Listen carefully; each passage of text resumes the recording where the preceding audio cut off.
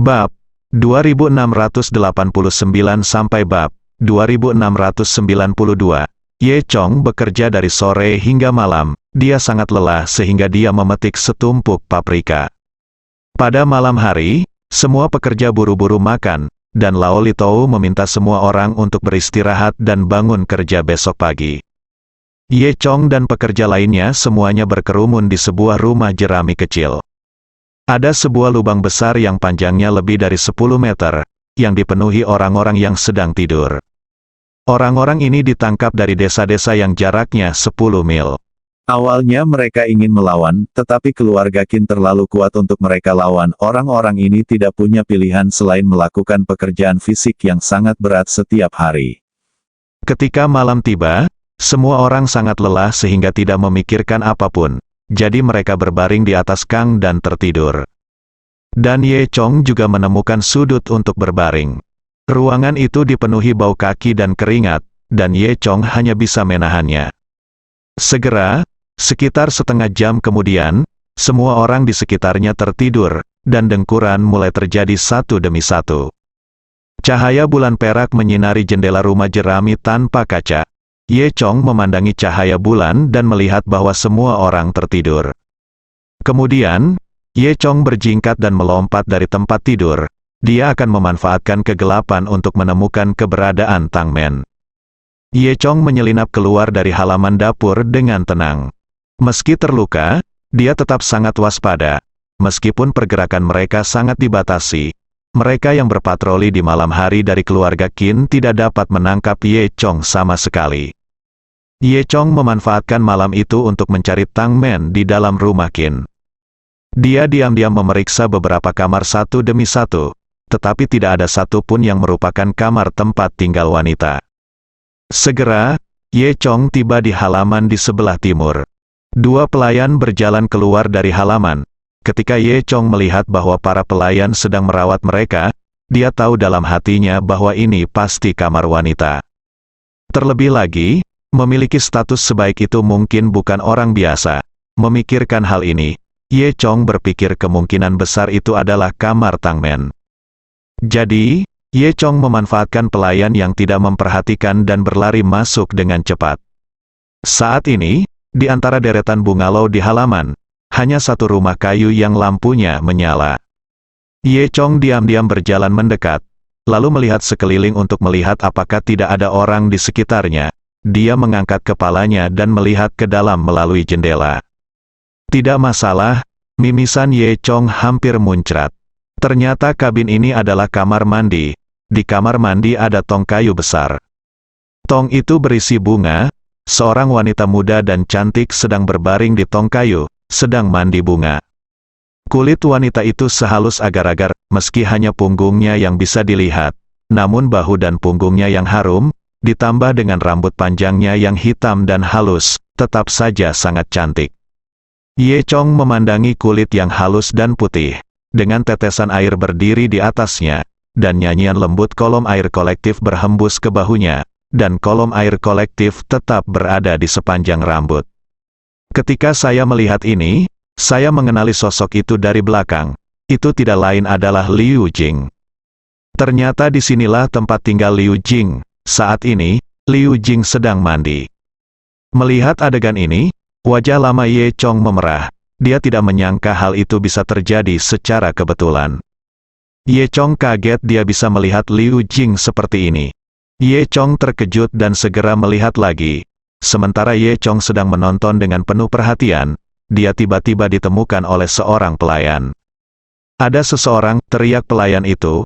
Mendengar ini, Liu Jing yang sedang bermain dengan kelopak bunga di dalam tong terkejut dan segera berdiri dari air. Liu Jing ini tampaknya tidak terlalu pintar. Tidak apa-apa jika Liu Jing bersembunyi di dalam air. Tetapi Liu Jing benar-benar berdiri. Lalu, dia berbalik dan menghadap ke arah Ye Chong. Tiba-tiba, secercah cahaya terlihat sekilas. Ye Chong mungkin akan menderita anemia kali ini. Liu Jing juga melihat bayangan di luar jendela dan berteriak, "Siapa itu?" Ye Chong tiba-tiba menyadari dan lari. Liu Jing hendak mengejarnya, tetapi kemudian dia ingat bahwa dia belum mengenakan pakaian, dan langsung tersipu malu. Pada saat Liu Jing mengambil pakaiannya, memakainya dan mengusirnya, Ye Chong sudah menghilang. Liu Jing menghentakkan kakinya dengan keras, "Bah, aku tidak menyangka ada gangster di tempat ini, bajingan ini, aku pasti akan menangkapmu." Namun, pria ini berlari begitu cepat, sepertinya agak familiar. Liu Jing berpikir dalam hati, di sisi lain, Ye Chong sangat ketakutan sehingga dia segera berlari kembali ke halaman dapur. Setelah berlari kembali ke halaman belakang dapur, Ye Chong berbaring di pohon untuk beristirahat karena bau di dalam rumah terlalu menyengat. Setelah Ye bergegas ke dahan, dia masih bisa mendengar suara berisik di kejauhan. Saat ini, diperkirakan insiden Liu Jing diintip di kamar mandi menjadi semakin serius. Benar saja, keesokan harinya, seluruh keluarga Qin mengetahuinya, dan terjadi keributan untuk beberapa saat. Tanpa diduga, hal tercela seperti itu terjadi pada keluarga Qin. Ada seorang mesum tua yang diam-diam memperhatikan orang lain mandi. Riley berkhotbah kepada yang lain dengan jelas, seolah dia melihatnya dengan matanya sendiri. Baru kemarin Dewiku sedang mandi, dan ada yang mengintip ke arahnya. Makhluk tak tahu malu itu sungguh tak tahu malu. Dia berani mengintip Dewiku yang sedang mandi, kata Riley. Untung dia larinya kencang. Kalau aku menangkapnya, lihat saja apakah aku tidak membunuhnya dulu. Kata Riley dengan marah, tapi melihatnya, dia tampak penuh kegembiraan. Semua orang juga merasa tidak puas. Siapa yang begitu berani? Jika dia berani mengintip wanita yang sedang mandi, cepat atau lambat dia akan ketahuan. Bukankah begitu? Seorang pembantu di sebelah Ye Chong bertanya pada Ye Chong. Ye Chong mengangguk dengan rasa bersalah. Wah, aku mengerti kenapa kamu tidak bicara hari ini. Kamu tidak mungkin. Yang mengintip, Ye Chong tersenyum pahit. Aku tidak menyangka Riley benar-benar pandai menghitung. Ye Chong dengan cepat menyangkal, tentu saja tidak. Riley berkata, ya, menurutku kamu tidak punya keberanian. Pada saat ini, Litu tua datang lagi dengan puntung rokok di mulutnya. Kamu bajingan, kenapa kamu masih mengobrol di sini dan tidak pergi bekerja? Kemarin aku minta kamu petik kacang. Kenapa kamu petik paprika? Pedas banget buatku. Tidak peduli betapa salahnya kamu hari ini. Jangan salahkan aku karena bersikap kasar, melihat. Lao Litu datang membawa puntung rokok, semua orang segera bubar dan mulai bekerja. Hari ini, Liu Jing mulai menggunakan keterampilan detektifnya lagi dan mulai menyelidiki penjahat kemarin. Pendekatannya persis sama seperti ketika dia berada di istana Han. Liu Jing meminta semua pria di keluarga Qin untuk berdiri di dekat jendela, dan kemudian dia melihat bayangan satu sama lain melalui jendela. Dia ingat seperti apa bayangan orang lain itu. Sekitar pukul 3 sore itu, sekelompok pria di dapur ditugaskan pada saat ini, termasuk Ye Chong. Ye Chong, Riley Tu dan yang lainnya berbaris untuk memverifikasi di luar jendela Liu Jing. Bahkan Patwali ada di sini. Saya harus mengatakan bahwa keluarga Qin masih sangat mementingkan Liu Jing, membiarkan Liu Jing bertindak seperti ini. Namun, metode Liu Jing tampaknya tidak terlalu efektif, dan dia tidak dapat menangkap pelaku sebenarnya sama sekali. Ye Chong hanya berpura-pura lumpuh dan terlatih-tatih melewati pintu dan jendela, tapi Liu Jing tidak melihat adanya kekurangan. Saya harus mengatakan bahwa keluarga Qin masih sangat mementingkan Liu Jing, membiarkan Liu Jing bertindak seperti ini. Namun, metode Liu Jing tampaknya tidak terlalu efektif, dan dia tidak dapat menangkap pelaku sebenarnya sama sekali. Ye Chong hanya berpura-pura lumpuh dan terlatih-tatih melewati pintu dan jendela, tapi Liu Jing tidak melihat adanya kekurangan. Alhasil, setelah pukul 5, seluruh anggota keluarga Qin yang ada di halaman telah diperiksa, dan orang cabul yang mengintip kemarin tidak ditemukan. Yang tersisa hanyalah beberapa tamu terhormat dari keluarga Qin, dan tentu saja Hei Wuchang dan yang lainnya. Liu Jing enggan membiarkan mereka datang untuk pengujian. Pada akhirnya, Qin Hu datang sendiri untuk mengatakan hal-hal baik, dan Liu Jing menyerah. Trik gadisku disebut pemeragaan adegan. Dia ingin menangkap si cabul dengan membandingkan penampilannya tadi malam. Tanpa diduga, si cabul itu masih belum tertangkap. Riley berkata kepada semua orang, apakah kamu tahu kenapa? Kenapa, Ye? Chong adalah orang pertama yang bertanya dengan rasa ingin tahu.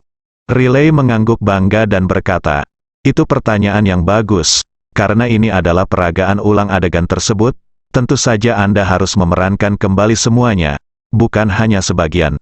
Coba pikirkan, kemarin, Dewi saya sedang mandi. Bukankah dia memakai pakaian apapun? Terlebih lagi, kita seharusnya bisa melihat Dewi mandi dari jendela.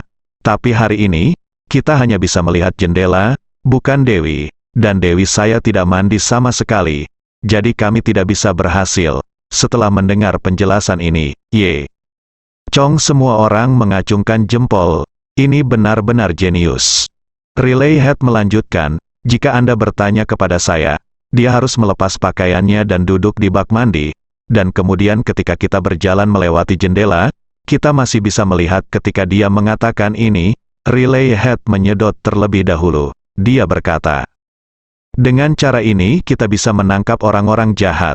Setelah mendengar omongan ini, semua orang terdiam. Saat ini, setiap orang di dapur memiliki pekerjaan khusus, yaitu menangkap 300 ekor ayam. Ada peternakan ayam besar di bukit belakang dapur, tempat ribuan ayam kampung dipelihara. Ayam kampung ini agak dipengaruhi oleh energi spiritual di sini, dan mereka sangat fleksibel. Kebanyakan orang tidak dapat menangkapnya. Bahkan Ye Chong tidak bisa menangkapnya tanpa memulihkan kekuatannya. Lao Litu memberitahu mereka cara menangkap ayam, yang disebut metode menangkap ayam dengan mata tertutup.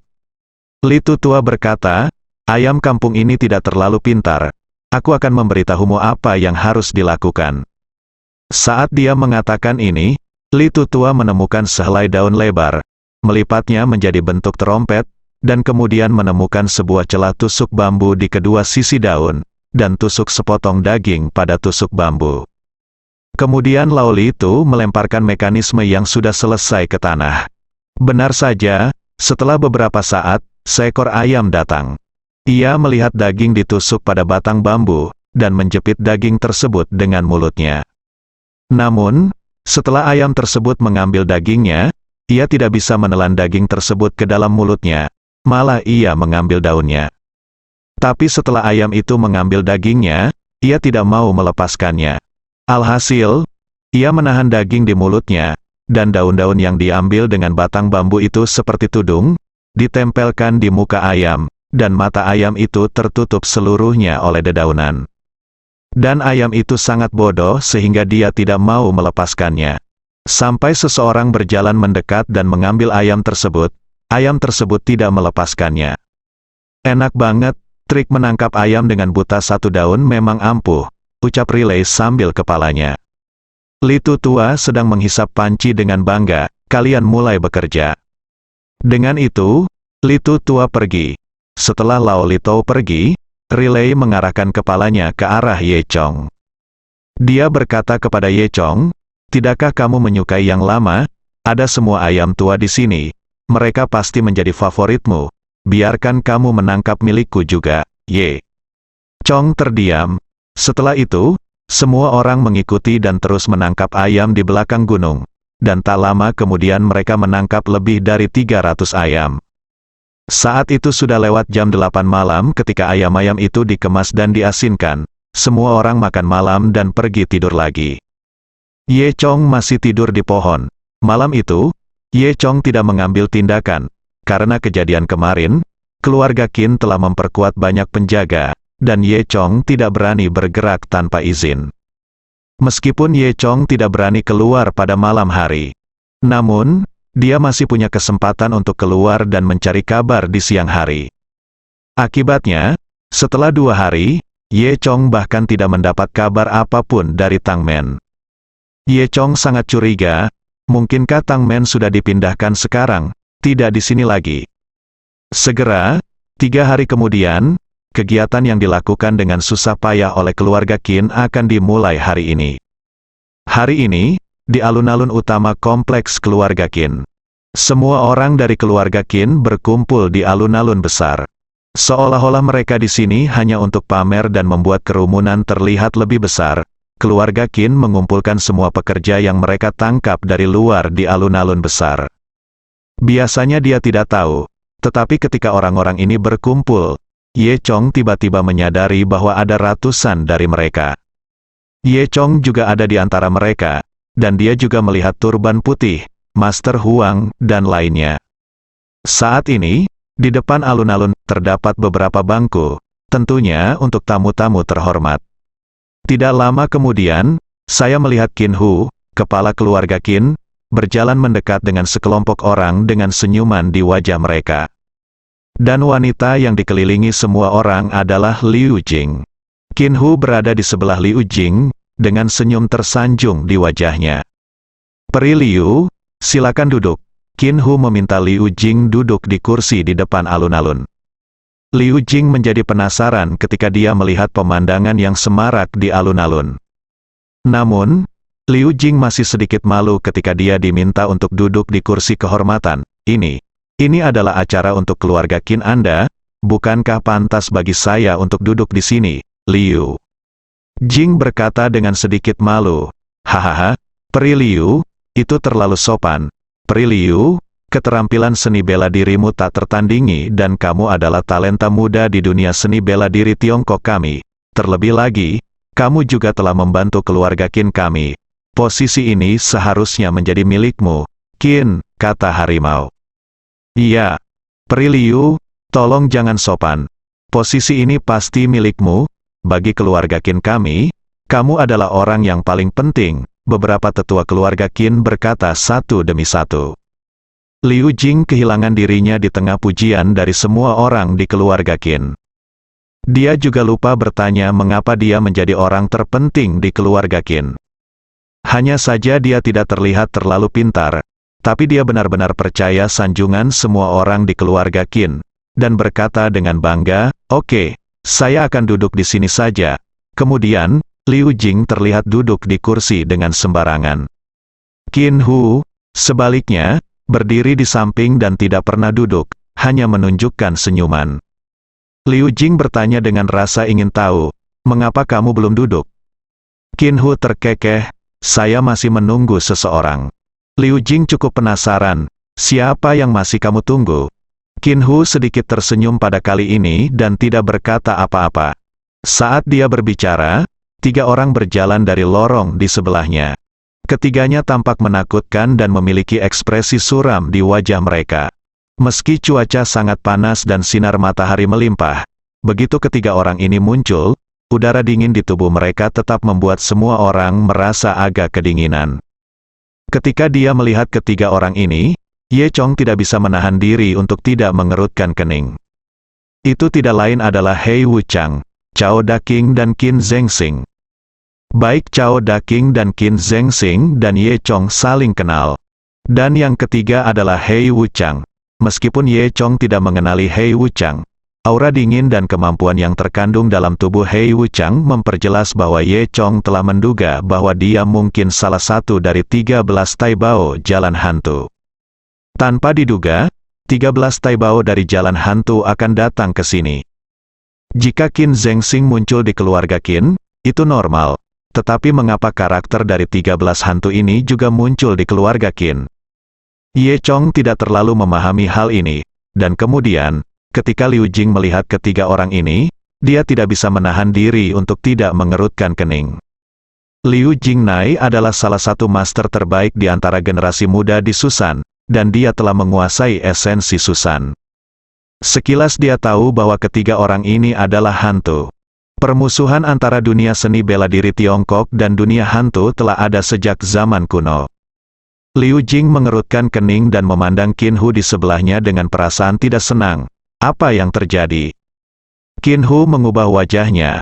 Meskipun dia masih tersenyum pada Liu Jing, senyum ini bukan lagi senyuman menyanjung sebelumnya, melainkan berubah menjadi senyuman-senyum dingin. "Peri Liu, kamu akan segera mengetahuinya," kata Qin Hu. Perubahan sikap Qin Hu membuat Liu Jing merasa tidak enak. Saat ini, Ye Chong sedang mengamati ketiga orang ini dengan tenang. Dia tidak tahu apa niat mereka, tapi dia secara tidak sadar merasa bahwa Liu Jing mungkin dalam bahaya. Tetapi dengan kekuatan saya saat ini, saya khawatir saya tidak berdaya meskipun saya ingin membantu Liu Jing. Dan 3 orang sudah berjalan. Cao Daking melirik Liu Jing dan berkata dengan puas, "Haha, dia memang gadis cantik, dan dia masih perawan, sangat cocok menggunakan tubuh seperti itu untuk berlatih ilmu pedang. Latihan ilmu pedang, dengar." Setelah mendengar dua kata ini, Liu Jing mengangkat alisnya dan bertanya, "Apa maksudmu?" Hei Wuchang tidak menjawab, tapi menoleh dan melirik beberapa kali lagi. "Haha, apa kamu tidak mengerti?" Qin Hu berkata sambil tersenyum. "Baiklah, kalau begitu aku akan memberitahumu. Apakah kamu masih berpikir bahwa kamu benar-benar tamu terhormat dari keluarga Qin kami? Izinkan saya memberitahu Anda, keluarga Qin kami telah begitu baik padamu akhir-akhir ini. Itu karena aku ingin mendukungmu dan menggunakanmu untuk menyempurnakan pedang untuk Tuan Hei Wuchang." Setelah mendengar ini, Liu Jing menjadi marah. "Apa? Jika saya dapat menemukan pedang seperti itu pengorban pemurnian, aku akan memberimu catatan keluarga Qin prestasi yang luar biasa," kata Cao Daking. Liu Jing marah. "Ide yang sangat bagus, Anda bajingan. Ternyata sangat berbahaya. Saya benar-benar buta, dan saya membantu Anda." Qin Hu mencibir, "Anda tahu sekarang, sudah terlambat. Bisakah kamu menjadi kamu juga harus merasa terhormat sebagai pengorbanan untuk pemurnian pedang Lord Hei Wuchang," kata Cao Daking. "Bah!" Liu Jing berteriak dengan marah, dan kemudian dia mendengar suara cang-cang, dan pedang putih panjang dari pinggangnya dicabut. "Kalian monster dan monster tidak bisa menyakitiku." Saat dia berbicara, Liu Jing menebas Hei Wuchang dengan serangan pedang yang ganas. Cahaya pedang ini meledak seketika dan menyebar ke arah Hei Wuchang. Liu Jing tahu betul bahwa pemimpin ketiga orang ini adalah Hei Wuchang. Konon pencurinya harus ditangkap dulu, jadi Liu Jing langsung menyerang Hei Wuchang. Namun, dia masih meremehkan kekuatan Hei Wuchang. Saat pedang Liu Jing ditebas, Hei Wuchang hanya mendengus lalu tidak bergerak. Dia tidak melihat gerakan apapun. Cahaya pedang Liu Jing meledak tepat di depan Hei Wuchang, menjadi tidak bergerak sama sekali. "Dengan keterampilan kecil ini, apakah kamu masih ingin menyentuh kami orang dewasa?" Cao Daking tertawa. Liu Jing mendengus dingin. Lalu, dalam sekejap, dia berubah menjadi bayangan putih dan bergegas menuju Hei Wuchang. Dalam sekejap mata, Liu Jing sudah dekat dengan Hei Wuchang. Segera setelah itu, pedang raksasa Liu Jing dikirim ke depan dengan lengan rampingnya, dan ujung pedangnya menembus Hei Wuchang. Melihat Liu Jing datang, Hei Wuchang hanya mencibir. Detik berikutnya, Liu Jing telah tiba di dekat Hei Wuchang. Pedang panjang di tangan Liu Jing menusuk wajah Hei Wuchang. Saat ujung pedang Liu Jing mencapai Hei Wuchang, perisai bundar hitam tiba-tiba muncul di depan Hei Wuchang. Perisai ini hanya seukuran telapak tangan, tapi memblokir ujung pedang Liu Jing dengan sangat akurat. Kemudian, dengan suara dang, Liu Jian menusuk dengan pedangnya, mengenai perisai Hei Wuchang. Kekuatan Liu Jing sangat kuat dan dia membuka beberapa celah di perisai Hei Wuchang. Namun, Liu Jing mencoba yang terbaik dan gagal menghancurkan perisai itu. Momentum Liu Jing dihalangi sepenuhnya oleh Hei Wuchang. Saat ini, Hei Wuchang tersenyum dingin, sepertinya menertawakan kurangnya kultivasi Liu Jing. Liu Jing marah di dalam hatinya, "Kamu penjahat jahat, kamu benar-benar menertawakanku. Hari ini aku akan membiarkanmu merasakan seni rahasia susanku." Setelah mengatakan itu, Liu Jing berteriak pelan, "Teknik pedang bayangan abadi." Segera setelah kata-kata itu jatuh, aku melihat Liu Jing tiba-tiba berubah menjadi hantu dan terus menyerang Hei Wuchang. Orang awam tidak bisa lagi melihat sosok Liu Jing dengan jelas saat ini. Mata Dewa Naga Ye Chong dapat dengan jelas melihat bahwa Liu Jing dengan cepat berputar di sekitar Hei Wuchang, dan setiap kali dia datang ke Hei Wuchang, Liu Jing akan langsung menyerang kelemahan Hei Wuchang.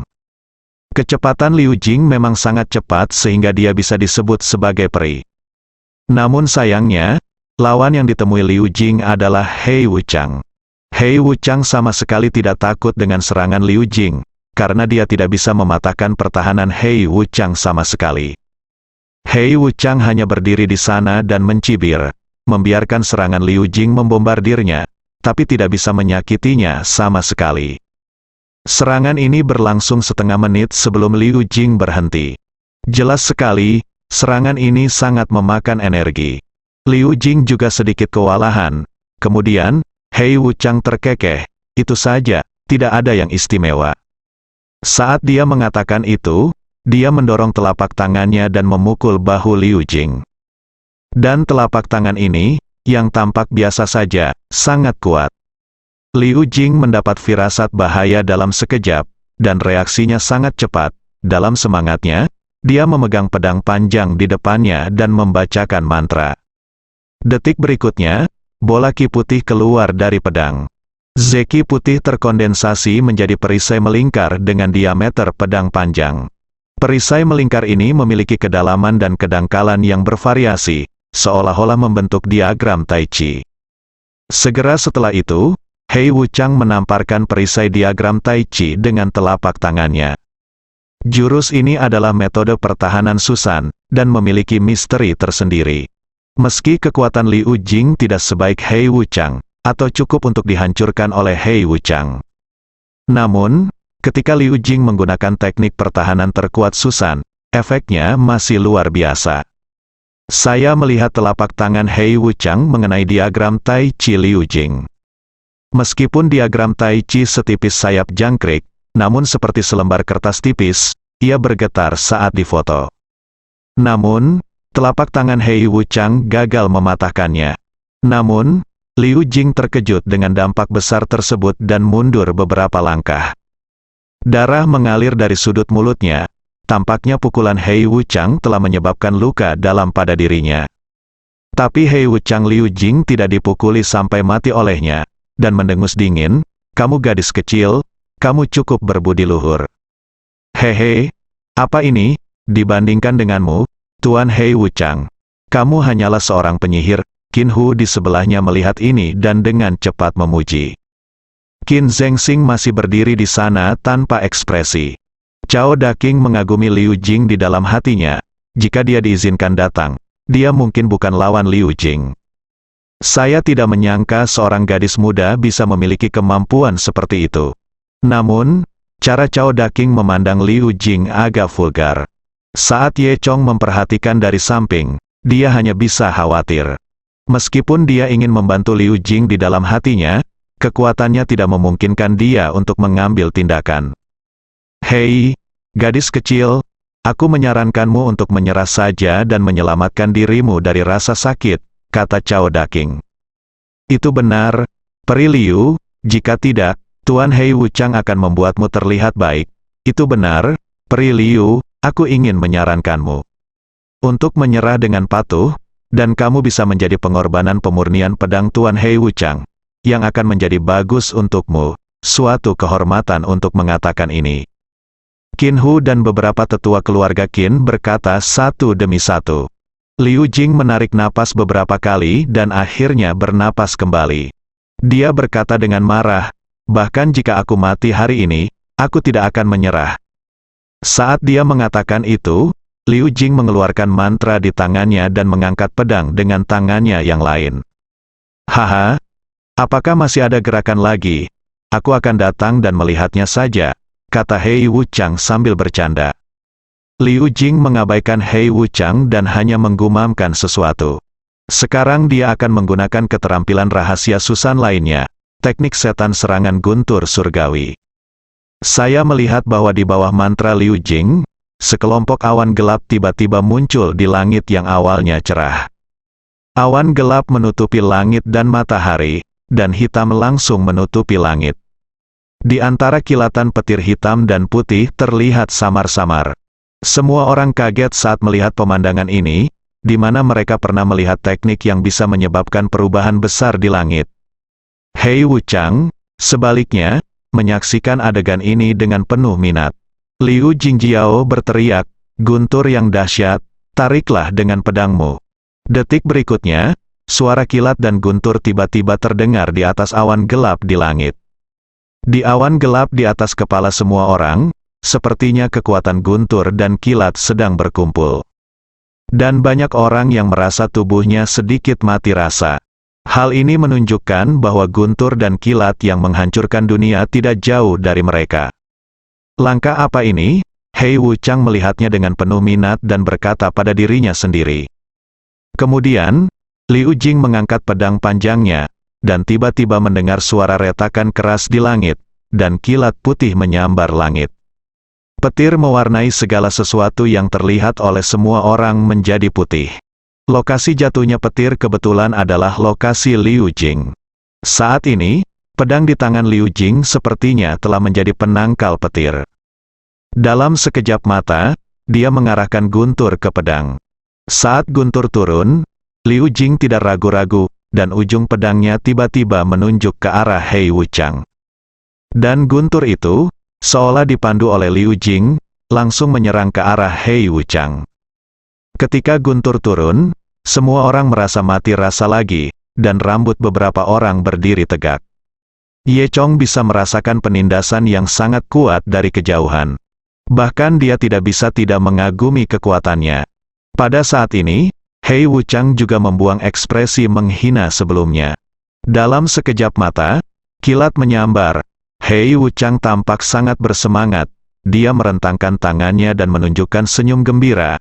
Aku sudah lama tidak sebahagia ini. Setelah mengatakan itu, kekuatan energi hitam yang kuat langsung muncul dari tanah di depannya, membentuk dinding hitam. Dinding hitam ini setebal 3 meter dan diubah oleh kekuatan Hei Wuchang, menghalangi tubuh Hei Wuchang. Detik berikutnya, guntur Liu Jing menyambar tepat ke arahnya. Kemudian yang terdengar hanya dentuman keras, menimbulkan suara keras yang seolah-olah menghancurkan langit dan bumi. Guntur langit yang besar membombardir dinding hitam ketidakkekalan, dan kekuatan guntur dan kilat menyebabkan ledakan besar. Akibat ledakan menyebar ke segala arah, dan semua orang di sekitarnya mengalami bencana. Cao Daking dan Qin Zhengxing, yang paling dekat, harus mengumpulkan energi mereka yang sebenarnya untuk melawan akibat dari kekuatan yang kuat ini. Anggota keluarga Qin lemah dalam budidaya, Qin Hu hanyalah Grandmaster setengah matang, dan tidak ada Grandmaster hebat di seluruh keluarga Qin. Semua orang di keluarga Qin dikejutkan oleh kekuatan ini dan terbang satu demi satu. Dua dari yang lebih lemah langsung dikejutkan sampai mati di tempat.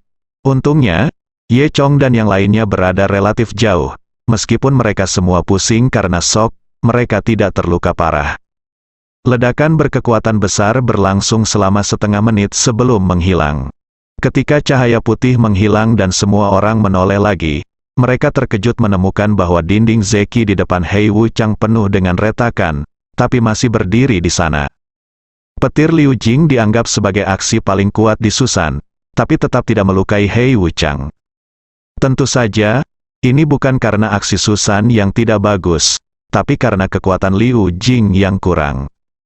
Meskipun Liu Jing adalah pemimpin generasi muda dan seorang jenius yang langka di antara generasi muda di Susan, dia masih muda, dia baru saja melangkah ke alam Dewa Tanah belum lama ini, dan dia masih seorang Zhou Tian kecil, Dewa Tanah. Dan Hei Wuchang, yang telah hidup setidaknya selama 100 tahun dan telah hidup setidaknya selama 100 tahun, telah mencapai tingkat tanah abadi di Zhou Tian Agung. Kesenjangan antara keduanya masih besar. Jika digunakan oleh Guru Liu Jing, kepala Sushan, saya khawatir Hei Wuchang juga akan hancur berkeping-keping. Liu Jing juga sangat enggan dengan gerakan itu sekarang, dan dia hampir menghabiskan seluruh kekuatannya saat ini. Butir-butir keringat muncul di ujung hidungnya. Namun, saat dia mengetahui bahwa Hei Wuchang tidak berbahaya sama sekali, dia tiba-tiba merasa putus asa. Aku tidak menyangka Hei Wuchang begitu kuat. Hei Wuchang terkekeh. Jika ada trik lain, tunjukkan semuanya. Liu Jing mengerutkan kening, trik apa lagi yang dia punya? Ye Chong tampak cemas dari samping, tapi tidak ada yang bisa dia lakukan. Hei Wuchang tersenyum dan berkata, baiklah, karena kamu tidak bisa bergerak lagi, giliranku selanjutnya. Begitu Hei Wuchang selesai berbicara, sebelum Liu Jing sempat bereaksi, sosok Hei Wuchang tiba-tiba menghilang. Dan saat dia melihat Hei Wuchang lagi, Hei Wuchang sudah muncul di belakang Liu Jing. Liu Jing bahkan tidak punya waktu untuk melawan, dan bahunya langsung dicengkeram oleh Hei Wuchang. Jika kamu masih ingin melawanku dengan keterampilan kecil ini, Akui saja kekalahan dan biarkan aku menggunakannya untuk menyempurnakan pedangmu. Hei Wu Chang tersenyum dingin. Liu Jing mengertakkan gigi. Meskipun dia dikalahkan oleh Hei Wu Chang, dia tetap tidak mau melakukannya. Dia mengangkat pedangnya dan melihat ke belakang, mengayunkan pedangnya lagi, ingin menyerang Hei Wu Chang di belakangnya lagi. Namun, tubuh Liu Jing sudah lemas dan dia bahkan tidak memiliki kekuatan untuk mengangkat pedangnya. Hei Wu Chang tersenyum dingin, dan setelah meraih bahu Liu Jin, ledakan Zeki meledak, dan Liu Jing pingsan dalam sekejap, bersambung.